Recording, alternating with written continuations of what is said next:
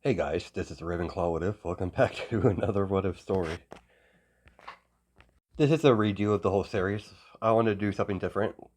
This is if you haven't been keeping tabs on my community tab, this is going to be a Marvel and MHA combined universe or crossover, no matter how you'd like to phrase it. He will also be a mutant in this. There's going to be more to his mutant ability than just producing sand, so he doesn't have to carry a humongous gore on the back of his back. But that will be explained in further into the series.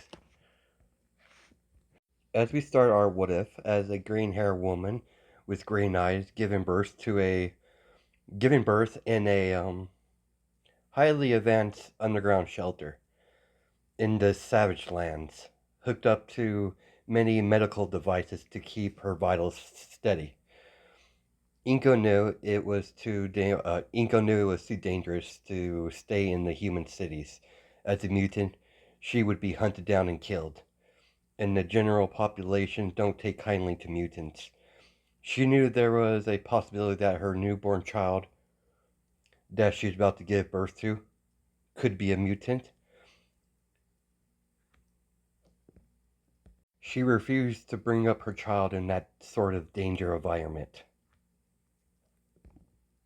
She made the savage land her home ahead of time during her before when she found out she was pregnant. The mutants that live in the savage lands do not bother her. In return, she doesn't bother them. With her intelligence, she created several medical spider bots to prepare for the childbirth. There's at least one humanoid robot in the room. Prepared to give childbirth, she knew she won't live long. She can feel it. With the last of her energy, she begins to transfer Shukaku into her newborn son, using a couple of clones. Technically, it's shadow clones. That's one of the many techniques Shukaku taught her, after him seeing several times Naruto use it. Are you sure you want to do this, Inko? You won't survive the process. I'm going to die either way, Shukaku. I need to ensure that he's been taken care of. The robots in this underground base will give him all the nutrients he needs to grow up healthy. Promise me one thing, Shukaku. Please take care of my boy. Even if he ends up being a mutant, he'll need your guidance and protection. Old friend. Understood. Do you do you remember the sorry? Do you remember the process? I do, old friend. She begins to transfer Shukaku, her closest friend she's ever made, that always been by her side. The moment Shukaku got placed into Izuku, with her last breath, she named her son Izuku as she falls limp and dies while holding her son in her arms. Several years has gone by. The AI that Inko created, just in case if she died,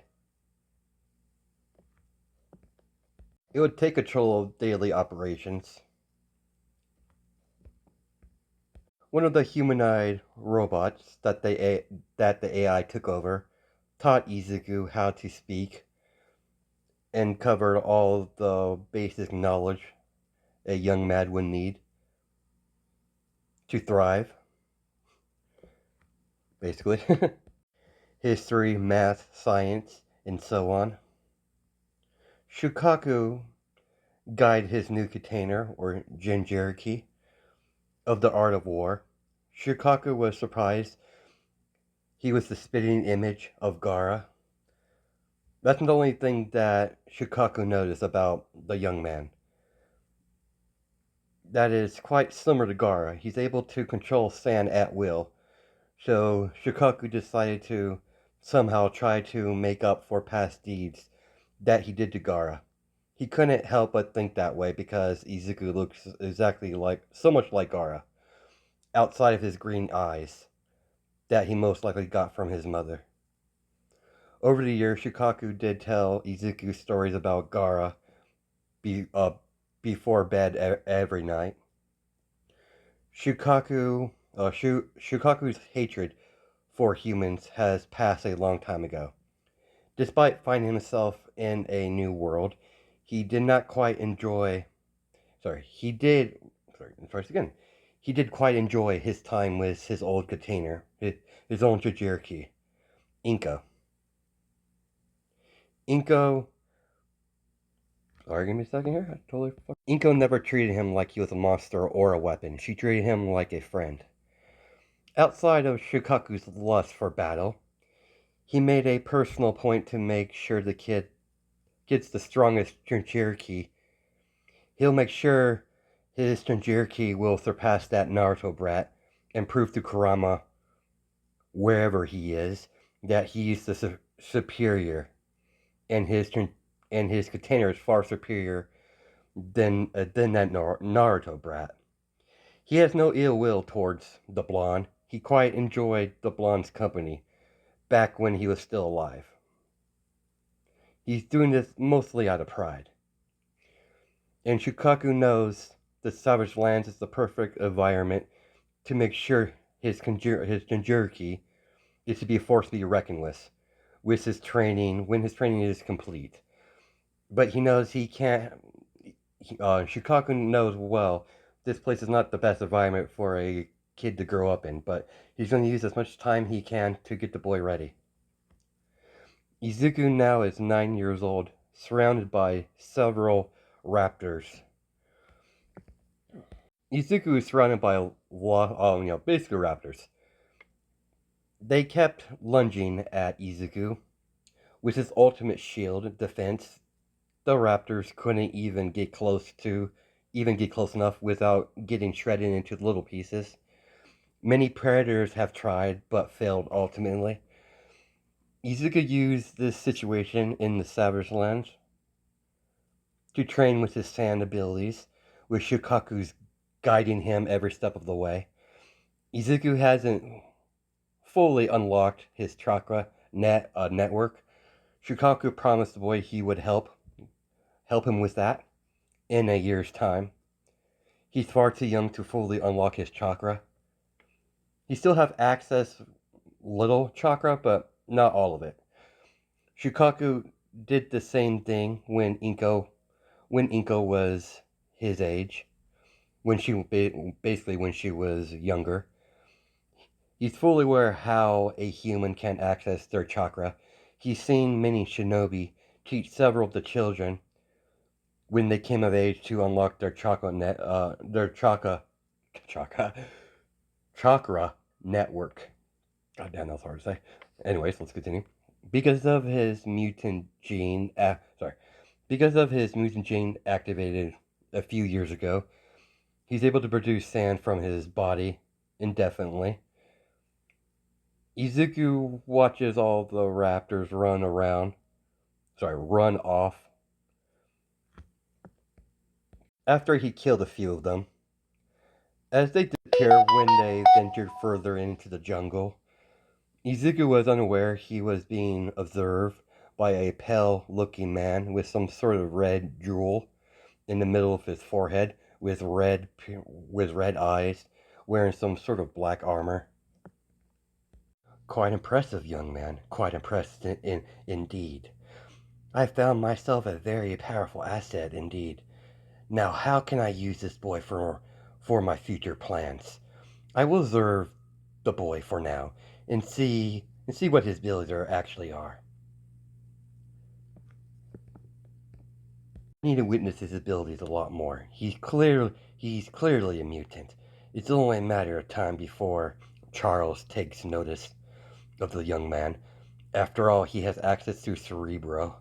Maybe I should give the good old professor a ring. Charles is a rare few that can nurture a mutant's abilities. Magneto would be an option as well. If I inform Magneto, I wouldn't be able to manipulate the boy as I want. So, the good old professor is the only choice.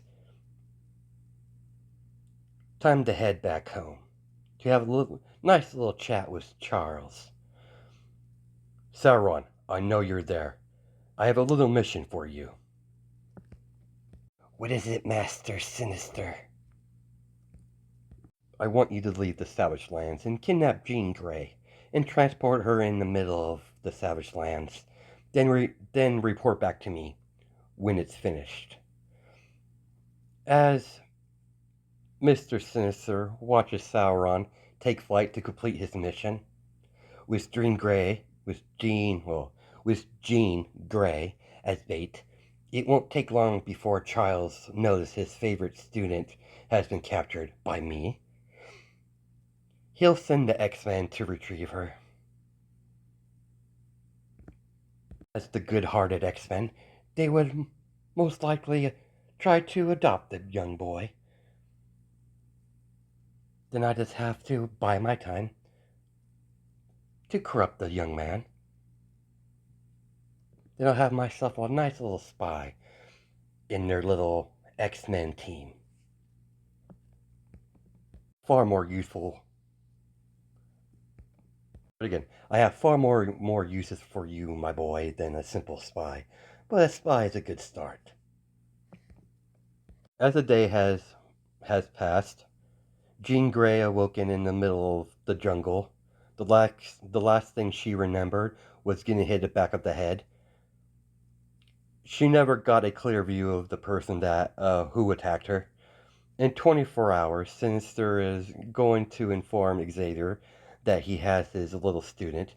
If he wants her alive, he'll have to come and get her. Sinister is fully admitted to fight the X-Men to make a good show. He doesn't want to say anything about the boy. If he told of the young man to Charles, he would get suspicious. So he's acting like he wanted to capture Jean to kill the X-Men. In truth, he's only using this battle so the X-Men will meet the young red-headed boy that's been staying in the Savage Lands. As Jean tried to contact Professor through her mind, but for some reason she can't reach him. I can't reach the professor. I might be too far away, or I might. Sorry, give me. I need to say this right. Or it might have something to do with this place wherever I am at. As Jean walks through the jungle until she got to an open area where there's a big lake, where a big lake resides. She started to hear large stompings like a giant was walking. It was shaking the ground as there's a few puddles of water where she is. As the puddles of water begin to vibrate from the large stomps, Jean had no choice but to hide behind a tree just in time as she sees a humongous T-Rex slowly walk up to the lake and begins drinking the water. She tried to use her abilities to enter the T-Rex's mind to see if she can make some sort of contact with it, but all she felt when she entered the T-Rex's mind was pure instinct to hunt and kill his prey. She broke the connection. It was very unpleasant for her. She didn't want to she didn't want to do anything else to it. It might be a vicious animal, but she doesn't want to abuse her power on a living thing on a living being. The T-Rex shakes his head from his mind being entered. As the T-Rex raised his head to sniff the air, as give me a second here. As Jean and the T-Rex heard someone stomping on a couple twigs from from behind them. Jean was quite surprised to see a little red-haired boy holding on some sort of bucket. Jean was getting worried about the young man when the T-Rex lowered his head to his eye level. By her surprise, the T-Rex licked the young man and waved his tail around like some sort of dog. All right, enough, Rexy. I have your treats. The humongous T-Rex opened his mouth as Izuku tossed the T-Rex some raptor meat from the couple of raptors he killed earlier in the day and had the robots strip it. Izuku pet the snout of the T-Rex while it's eating and sat down right next to well e, well basically Izuku sat right next to the T-Rex and glanced at the lake. On the other side of the lake, he sees several kinds of different types of dinosaurs drinking the lake water. While Rexy by his side, none of the other predators will approach, even if Rexy wasn't nearby Izuku. Izuku could clearly handle himself, even though he's only 9 years old. But he's a 9-year-old that give me a second here. But he's a 9-year-old that has the ability to to control sand to attack or defend. He even came up with a few techniques like sand bullet. Shukaku was quite impressed. He came up with a technique without the aid of knowing of the technique. Shukaku even sees. Shukakus have seen Gaara use something similar many times in the past. He was surprised to see this human boy come up with a similar technique that Gaara once utilized back in the day. Shukaku couldn't help but be proud of his jerky.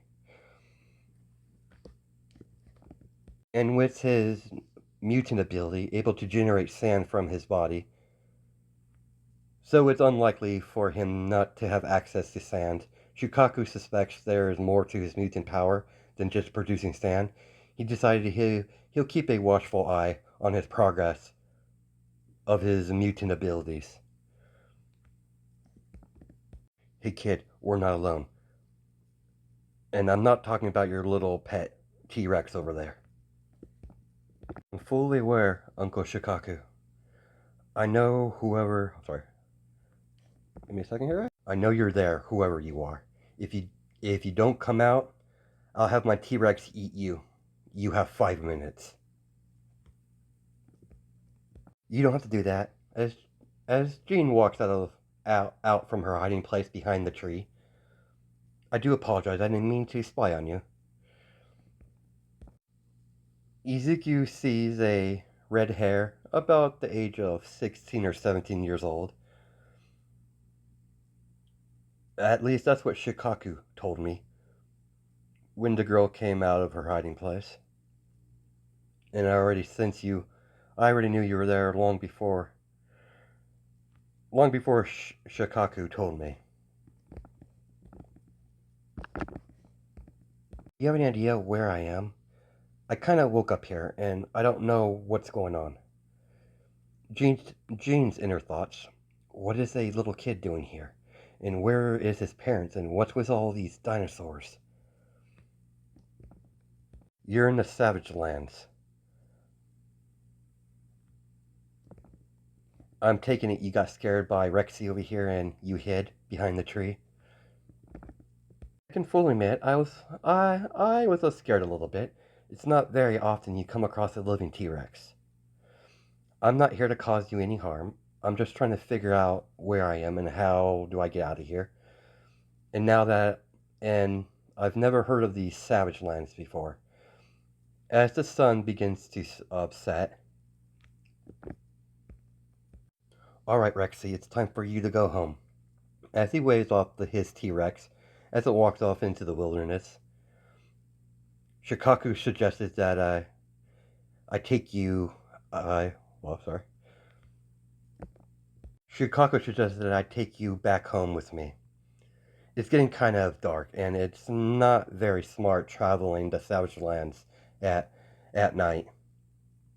And considering you're a new arrival, you probably don't have a place to stay. Just keep up. Just keep up with me, or I'll kill you. As Jean heard a couple dinosaurs roar in the wilderness, as she picks up her pace to follow the young boy, she's also hoping to talk to his parents to see if they have any information how to get back home. I'm Jean, by the way. Name's Izuku. We need to pick up the place on unless you want to be eaten. A few minutes later, Jean sees a huge cave, and when she saw Izuku walk into it, she had no choice but to follow. She would rather take her chances in the cave than to be outside. Jean was surprised there was hu sorry. Jean was surprised there was a humongous blast door in the cave with some sort of scanner device to the side. She saw the boy had she saw Izuku had difficulty reaching the device that was on the other side of the door. Jean was quite surprised to see Stan fall from his hands and ankles as the sand lifts Izuku up to put his eye towards the scanner. As the scanner lit up, as the scanner scanned his eyes, as the door slowly opens, she was amazed by his sand abilities. That this she knew for matter of fact this young boy is most likely a mutant. There's a good possibility he has a quirk, but she's she's more towards the mutant aspect of it. As she follows him through the door, as the door behind them close, as the only thing she can see is a very high tech elevator door. As she steps into the elevator with Izuku oh sorry, give me a second here. So Izuku, who's Shukaku? You mentioned him before, and you talked to him like he was present. He's my friend. We just happen to share the same body. Don't ask me why. I don't know myself, and Shukaku won't talk about it. So I never pressed the issue. As the elevator door opens, as Izuku steps out of the elevator to a large hallway, the first thing she noticed everywhere there seems to be highly advanced technology that was used to build this place. She can't judge how far the elevator went down. She wouldn't be surprised to find out that she is underwater. And it seems to be a lot of mechanical spiders walking around. She suspects these little bots are the ones keeping everything maintained. If there's some sort of underwater base that was built underneath, she has no proof. She suspects she's on some sort of island. Prehistoric creatures like this would have been noticed if if they weren't on an island. While following Izuku, she's still very concerned over what she found out. She thinks he's he's either unstable or he has some sort of entity in him. She can easily enter his mind to confirm it, but she would never do such a thing without his permission. She would never abuse her power like that. She'll ask him when she gains his trust a little bit more. She really, oh sorry, she really had a bad feeling that Izuku's the only person in this place. So she let her curiosity get the best of her. She asked him where his parents were. Izuku stopped for a little bit and tensed up. She could tell immediately this was a touchy subject, so she was about to say he can't forget about her question. She was just being nosy. Izuku broke the silence. Never met them. They're dead, at least. They're dead, at least. I know what my they're dead. At least I know what my mother looked like. There's a couple of pictures around in my living area. Have no clue about the old man, though. We're here. Please make yourself comfortable. As Jane walked into the doorway leading to a large room with some sort of kitchen and a living area, with a couple doors heading to most likely a bathroom or a bedroom, or probably both. Thanks, Izuku. As she sat on the couch and she stared at the window that has some sort of force field covering the whole window when anything gets close. She's watching the sea life from the window, just finding something to look at while she's waiting for Izuku to get back in the room. After a few moments or minutes, Izuku came back with a cups of tea of sorry to skin. Came back with 2 cups of tea. Izuku still doesn't know how he get the supplies. Somehow these little spider robots supply and restock everything that Izuku needs. Thanks for your hospitality and everything, even though you didn't know me. You brought me to your home. Is there any way I could talk to Shukaku? You see, Izuku, I'm a telepath. I'm able to enter people's minds. If you're if you two are indeed sharing the same body, I can get into your mind and talk to him with your permission, of course.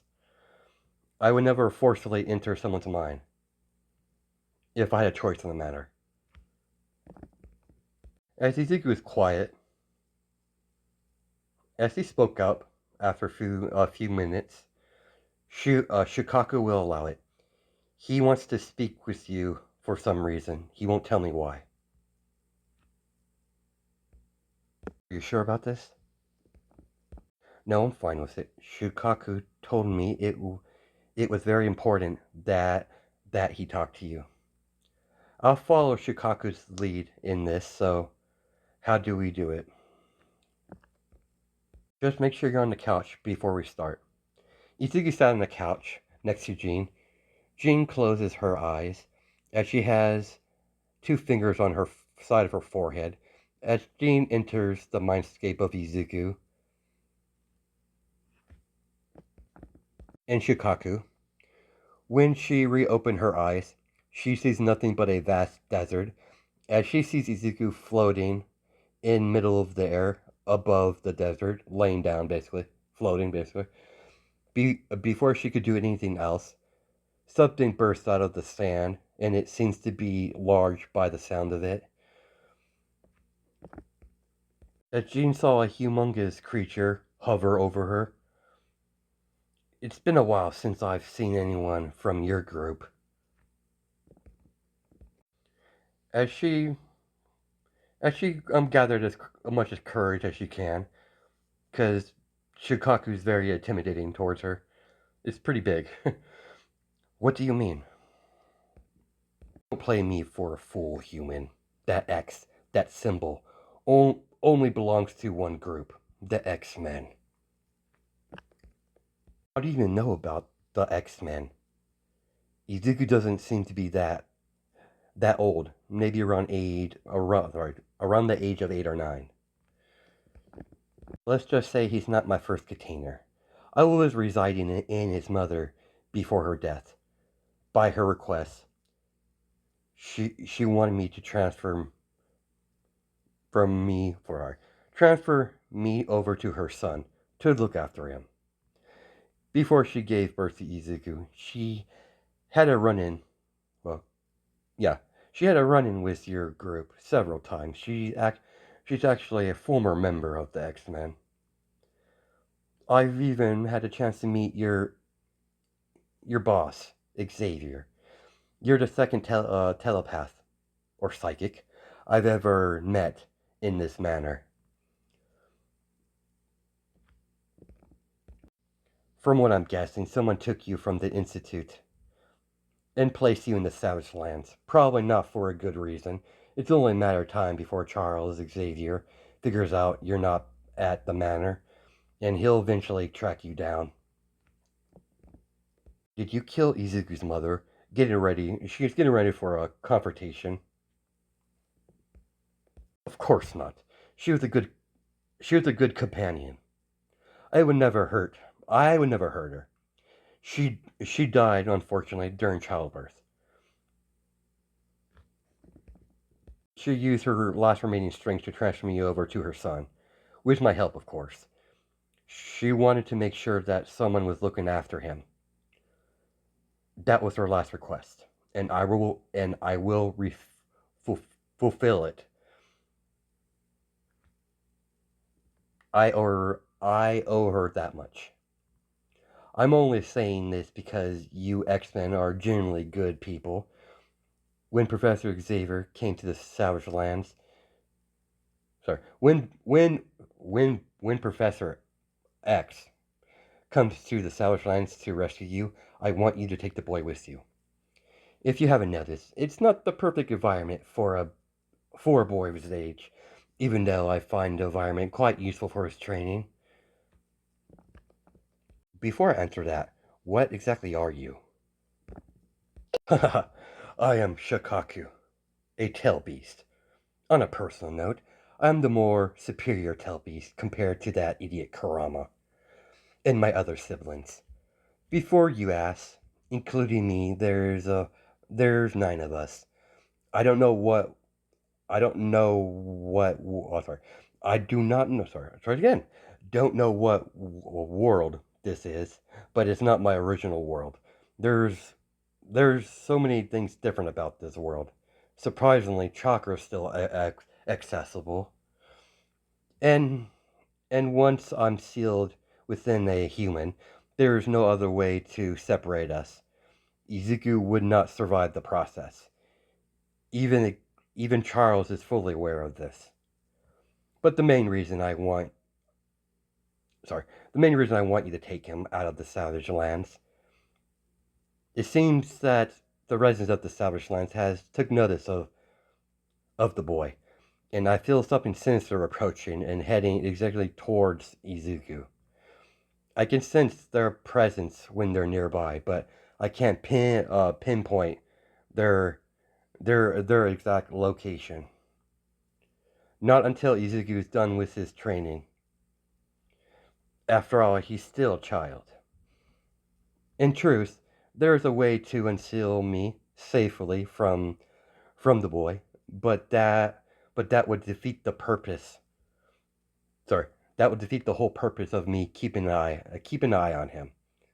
It's best that I reside in the boy for now. Who knows what will happen in the future? But for now, I'm staying, and I have no intention of leaving. Without knowing the process, none of you humans could do anything about it. Very well, Shukaku. In good conscience, I can't leave a young boy in this hostile environment. I'll take him back to Charles. I'll take him back to Xavier Manor when Professor X comes and gets me. Good. I know I can put my trust in you, human. You have a kind and gentle aura about you. Shukaku broke the psychic link, forcing Jean out of Izuku's head, and that's where we're gonna stop it. Hope you guys have a good night and day just by time sense, and I'll catch you in the next video.